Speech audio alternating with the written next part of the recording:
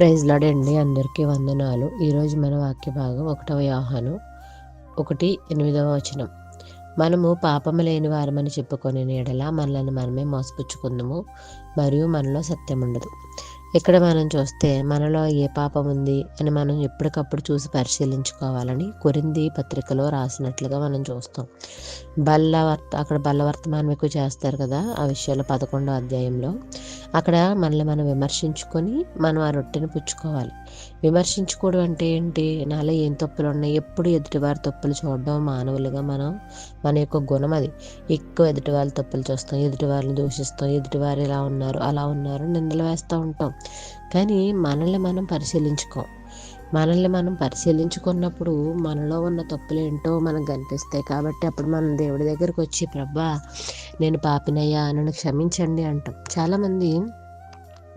కొంతమంది కొత్త బోధలు వస్తూ ఉన్నాయి. ఎలా అంటున్నారంటే, నువ్వు ఏ పాపం చేసినా నీ కోసం దేవుడు శిలువ పొందేశాడు కాబట్టి ఇక మీదట నీ మీద పాపం అనేది ఉండదు.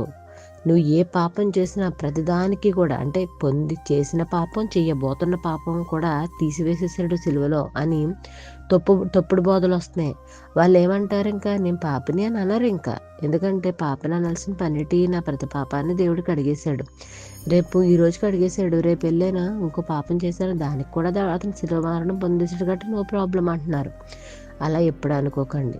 మనము చేసిన పాపాలు ఒప్పుకొని విడిచిపెట్టినప్పుడే కడగబడతాం. అది కూడా లోతైన పశ్చాత్తాపం, ఇంకోసారి చెయ్యము అన్న ఒక విధానం మన దేవుడికి మనం మెప్పించాలి. ఎలా అంటే, ప్రభా నేను చెయ్యను, ఇది తప్పు చేశాను, ఫోన్ చూస్తున్నాను, నన్ను తప్పు చేశాను ప్రభా, లేకపోతే ఆడవాళ్ళు అలా నడుస్తుంటే ఒక అసభ్యకరమైన చూపుతో చూస్తున్నాను, తప్పు ప్రభా అని మనం ఎప్పుడైతే మనం చేస్తున్న పాపాన్ని అది తప్పుగా, అంటే ఒక పాపంగా పరిగణించి ఇక మీదట చెయ్యకూడదు అని ఆశించి దేవుడి దగ్గర నిజమైన పశ్చాత్తాపంతో అడిగినప్పుడు అది క్షమించబడదు తప్ప, నువ్వు చేసే పాపాలు, చేయబోతున్న పాపాలు అన్నీ కడిగేశాడు అనడం ఒక అబద్ధం.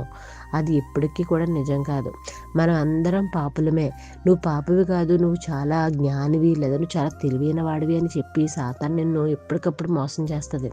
ఒక గొడవ జరిగినప్పుడు ఆ గొడవలో నీదేం తప్పు ఉంది, అంతా వాళ్ళదే తప్పు, వాళ్ళు అసలు నిన్ను అలా అనొచ్చా అని చెప్పి నీ వైపు మాట్లాడుతుండగానే నిన్ను మోసం చేస్తూ ఉంటుంది. కాబట్టి మన యొక్క పాప స్వభావం మనల్ని ఏం చేస్తే కప్పి పెడుతుంది. అలా ఉండకూడదు. మనల్ని మనం విమర్శించుకోవాలి. నాలో ఏ పాపం ఉంది, ఇంకా నాలో ఏముంది, ఎవరైనా నన్ను నేను మోసపుచ్చుకుంటున్నానా, లేకపోతే నేను ఇతరులను మోసపుచ్చుతున్నానా నా యొక్క పైన వేషధారణ భక్తితో అని ఎప్పటికప్పుడు మనల్ని మనం పరిశీలించుకోవాలి. ఇక్కడ వాక్యం చెప్తుంది కదా, మనము పాపము లేని వారమని చెప్పుకునే ఇలా మనల్ని మనమే మోసపుచ్చుకున్నాము, మనలో సత్యం ఉండదు. సత్యం ఎలా ఉంటుంది? నేను పాపిని కాదు అంటే దేవుని వాక్యం అబద్ధమా? కాదు కదా. మనలో పాపం ఉంటుంది. ఇది ఒక స్వభావం. ఏదో ఒక విషయంలో మనం అన్ని విషయాల్లో కరెక్ట్గా ఉంటాము, హాయిగా ఉంటాము. ఏదో ఒక అలజడి, అప్పుడు నీ నోరు లెగిస్తుంది, గట్టిగా మాట్లాడుతుంది, లేకపోతే నువ్వు ఆలోచనలు తప్పుగా మాట్లాడుతుంది, అటువైపు పక్కన దూషించవచ్చు. ఇటువంటి ఏంటి పాపమే కదా. పాపం లేదని నువ్వు అనుకుంటున్నావు, కానీ పాపం అనేది మనలో ఉంది.